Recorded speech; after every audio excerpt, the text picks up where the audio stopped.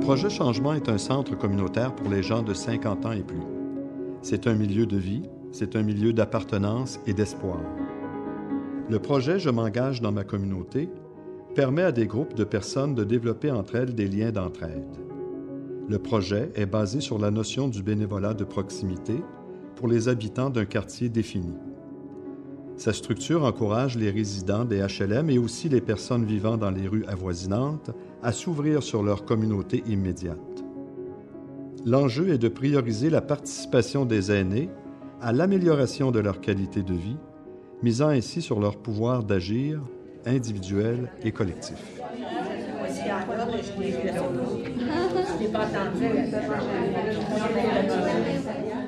Mon nom, c'est Jean Ouellette, je suis le directeur de Projet Changement. Pour ceux qui ne me connaissent pas, moi, il y a des visages avec lesquels je suis moins familier. On est très content de vous voir ici ce matin, de vous accueillir pour faire le bilan d'un projet très novateur, Je m'engage dans ma communauté. Puis ce qui est le fun de voir ce matin, c'est que vous êtes tous des gens engagés dans votre communauté parce que vous participez à votre façon à cette démarche novatrice dans votre quartier. C'est un projet, je dirais, urbain, de centre-ville, beaucoup, parce que la principale pauvreté des aînés, bien, tout le monde le sait, c'est la solitude. Tu as beau avoir une famille, tu as beau avoir quelques amis, veux pas, avec le temps, tu te retrouves toujours de plus en plus seul, esselé. Donc, le projet, il vise simplement ça, mais tout ça en même temps, c'est-à-dire de reconnecter l'individu âgé à sa communauté. Ce que ce projet-là apporte à la communauté des aînés, c'est essayer de créer des liens entre des personnes. Puisque bon, y a ces personnes âgées qui vivent dans les HLM, il y a les personnes qui sont autour dans les rues avoisinantes, et donc on vit tous un petit peu chacun de notre côté, mais je pense que quand on est plus âgé, ça se confirme davantage. Tranquillement, on a compris qu'il fallait tisser des liens. Alors, mes besoins en tant qu'aîné, c'est de briser mon isolement. Parce que même si je suis dans une coopérative où il y a 18 familles, chaque famille, elle se suffit à elle-même. On se rencontre dans les réunions, tout ça. Mais en dehors de ça, il n'y a pas beaucoup de choses. Puis, je voulais rencontrer des gens de mon âge.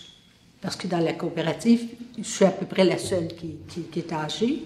Puis là, en allant à Sainte-Véronique, je rencontre des gens de mon âge. Donc, on peut parler de choses qui m'intéressent. On peut faire des choses qui m'intéressent plus.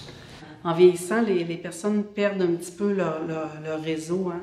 On perd toujours des voisins qu'on connaissait, des amis, même à l'extérieur, des fois de l'édifice. Puis souvent, il y a une autre problématique aussi, c'est que les personnes n'ont pas toujours vieilli en groupe.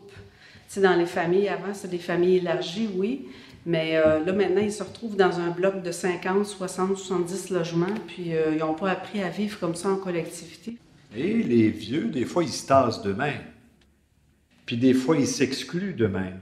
C'est un peu un sujet tabou, mais des fois, il y a des aînés qui en excluent d'autres. Alors, c'est important, des fois, de changer la dynamique de groupe qui existe dans des milieux de vie. Ça vient, comme on disait tout à l'heure, changer la donne. Ça vient positiver le milieu, harmoniser les interrelations entre les uns et les autres. Ça vient donc enrichir ces milieux de vie-là, de plus d'humanisme. À long terme, on s'attend à conformer des groupes d'entraide. Est-ce que vous pensez que c'est possible? Je m'engage dans ma communauté. C'est un projet de long terme. Il y a différentes étapes. La première, c'est la création du groupe. Et étant donné que nous, les travailleurs de milieu, nous n'étions pas connus dans les habitations où on fait les projets, il fallait d'abord rencontrer les gens. C'est ça qu'on a fait. Puis on est dans la première étape de conformation du groupe. La deuxième étape, c'est la consolidation du groupe, lorsque les gens vont réaliser eux-mêmes qu'ils font partie de quelque chose, pour passer à la troisième étape, que c'est le sentiment d'appartenance. Il y a une amélioration des relations entre les voisins. Il y avait des fois des petites choses qui se passent. Il n'y a pas la chimie toujours entre tout le monde, ça c'est normal. Mais avec le temps, il y a des choses qui se sont comme améliorées. On a trouvé des personnes aussi qui avaient une faible estime de soi, Mais en venant dans notre groupe, ça marche mieux. Il y a des personnes qui sont plus à l'aise d'être en groupe, qui sont capables de sortir plus de chez eux. Je me rappelle la première activité que j'ai assistée.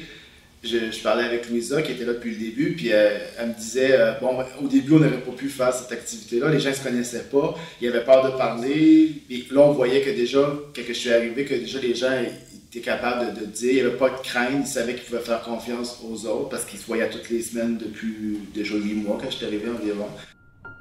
La mésentente, moi je pense qu'elle vient beaucoup du fait que les gens n'ont pas nécessairement appris à communiquer.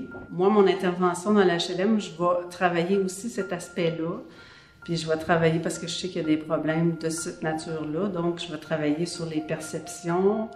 On va travailler aussi sur la communication. Les émotions, ça c'est un sujet qu'ils m'ont demandé dans la première rencontre. Là, puis elles étaient presque toutes unanimes, les 12 personnes, à vouloir explorer le domaine des émotions.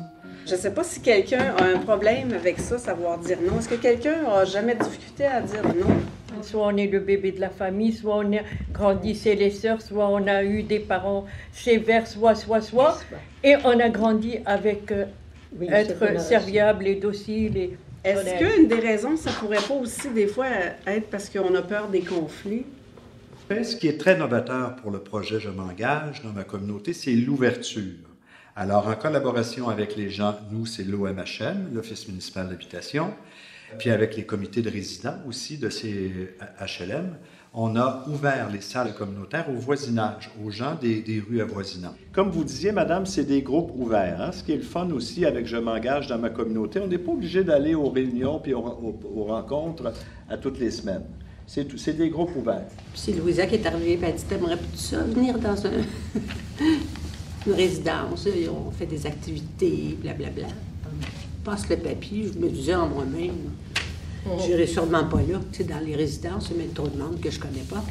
Puis finalement, je vois Sainte-Véronique sur la rue Massy, c'était presque à côté de chez nous. Oh ben j'ai dit, je vais y aller. Souvent, les commentaires qu'on a, c'est que les gens sont très surpris. Ils voient à quel point les gens qui sont dans les habitations, c'est des gens qui ont plein d'idées, puis que c'est des gens motivés et tout ça. Ce qu'il y a d'extraordinaire avec Je m'engage, c'est qu'on reconnecte d'une certaine façon les gens à eux-mêmes, souvent, puis à leur milieu, puis à leur micro-communauté. Puis moi, quand je vais là comme bénévole, j'ai pas l'impression non plus de faire un travail. On crée des liens. On a fait toutes sortes d'activités, justement, pour créer ces liens-là, puis apprendre à connaître les gens. On avait apporté, à un moment donné, les vieilles photos quand on était jeunes. Les gens parlaient de leur jeunesse, ce qui s'est passé, leur mariage, les enfants, les petits-enfants. C'est comme ça qu'on apprend à connaître le monde, finalement. Puis, suite à ça, il se crée un lien de confiance entre eux et entre nous, avec les bénévoles aussi. Le projet, il est né du travail de milieu que nous faisions sur le territoire du Grand Plateau. Travail de milieu qui est devenu, par la force des choses, c'est devenu du soutien communautaire en logement social. Et on est allé chercher, comme on le disait précédemment, un acteur important qui manquait, c'était les gens du voisinage, pour créer toute une micro-communauté. Alors oui, ça fait 1 an que le projet Je m'engage est en phase exploratoire, mais ça fait 3 ans qu'on y pense et qu'on a créé avec mes collègues Éric Sedan et Nelson Saint-Gelais, qu'on a créé ce guide d'accompagnement qui permet d'actualiser le projet dans différents milieux de vie. Hein, c'est un outil de travail. Dans ce projet, Je m'engage dans ma communauté, notre participation a été vraiment une participation où nous avons élaboré, discuté, mis sur pied et petit à petit, nous avons rencontré des tas de gens pour essayer de cerner quels étaient les véritables besoins pour coller le plus possible à leur réalité.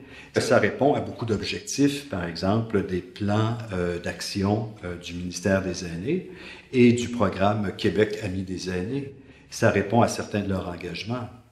Donc, dans ce sens-là, on travaille, je dirais, en complémentarité avec les instances gouvernementales. Je veux que vous sachiez et que vous vous rappelez qu'on est 5 groupes présentement. On est Sainte-Véronique, Trollet, maintenant, Les Plateaux et Sainte-Agnès. Et le nombre d'activités réalisées pendant toute l'année depuis janvier, 132.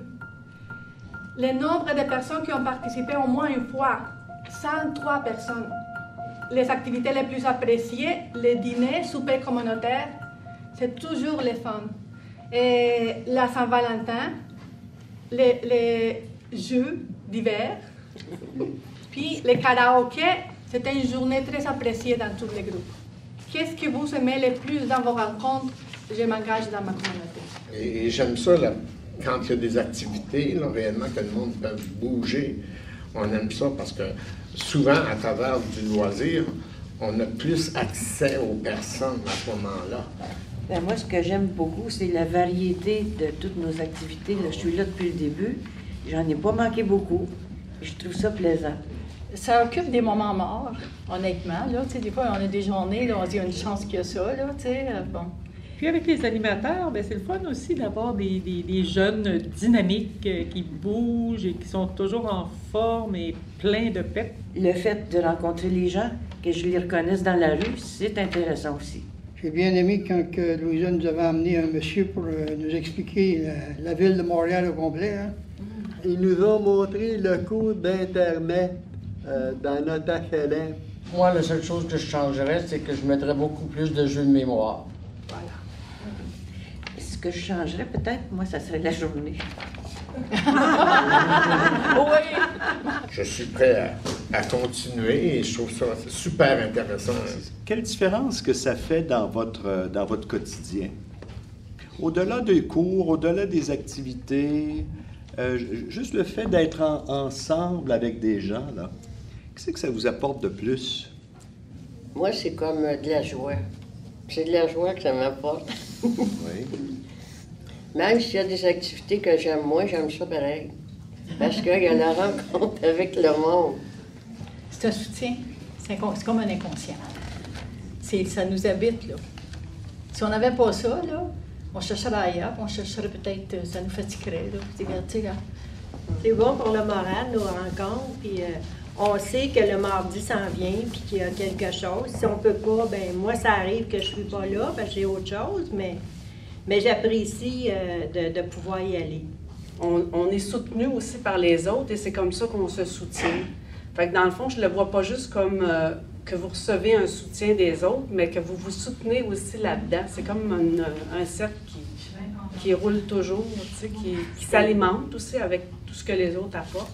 J'aimerais savoir aujourd'hui, à l'âge où on sommes rendus, on a tous des âges différents, qu'est-ce qu'on pense aujourd'hui des histoires de cœur? Est-ce que notre perception a changé avec le temps? Ben, moi, j'ai eu un coup de foudre, ça a été l'enfer. Ah ouais? Mais moi, j'avais 33, lui, 53, puis okay. C'est une affaire comme d'électricité, tu sais. Ouais. Lui, il était marié, fait que je voulais rien savoir de lui. Ouais. Fait que, mais quand on se voyait, là, c'était comme une folie. Ouais, c'est là où vous perdiez un peu. Les deux. OK. Il était vraiment beau, bonhomme. Ah ouais? Oh, oui. C'est une histoire qui finit mal, de toute façon. Fait qu'il faut se méfier des coups de foudre. Des fois, c'est mais j'ai appris beaucoup là-dedans, par exemple. J'ai appris sur moi. Après, t'as plein de cheveux, je savais. Maintenant, même si ça fait plusieurs années qu'on a fini, j'ai ma fille que j'ai eue avec lui. Puis j'ai le souvenir des belles choses que j'ai passées avec lui. L'entraide, la notion d'entraide, le fait de participer au groupe, c'est déjà s'aider soi, c'est déjà s'entraider soi, puis c'est beaucoup. Puis on le partage avec les autres, hein, avec nos voisins. Il y a eu beaucoup de monde qui ont donné, par exemple, la meilleure adresse, le prix le moins cher pour certaines coiffeuses, madame. En face, d'autres, ça a été d'autres choses aussi, là, des endroits où trouver ce qu'on a besoin dans le quartier. Je pense que c'est important quand même, quand on fait un bilan, de revenir à ce qui est essentiel dans le projet « Je m'engage » dans ma communauté. Et justement, la première étoile, c'est l'engagement. Il faut vouloir faire quelque chose. Il faut vouloir agir. À la retraite, on a besoin de s'occuper aussi. J'ai la chance d'être encore en forme, d'être en bonne santé. Je ne peux pas rester assise et écouter la TV toute la journée. Il faut que je fasse quelque chose. On a accumulé toutes sortes de choses. Des bonnes choses, des moins bonnes choses, mais c'est ce qui fait ma personnalité, mon bagage, et c'est ça que je vais donner, c'est les expériences. Bonjour! Je pense que j'ai cette aptitude de vouloir aider. C'est un voisin du HLM ici. Les rencontres ici sont ouvertes à toute la communauté, donc c'est pour ça qu'on l'accueille. OK. J'aime aider, je suis généreux et c'est dans ma nature. Donner un coup de main, ça me fait plaisir de faire plaisir. Je ne le fais pas pour le sentiment de communauté, je le fais pour un sentiment très personnel. J'aime aider les autres et j'aime plus donner que recevoir. C'est pas juste de l'aide, hein, c'est bien sûr donner quelque chose, mais c'est aussi accepter de recevoir. Et ce que je vais recevoir, c'est les expériences des autres. C'est vraiment mes ressources, hein, et c'est les ressources des autres, ce qu'elles ont accumulé.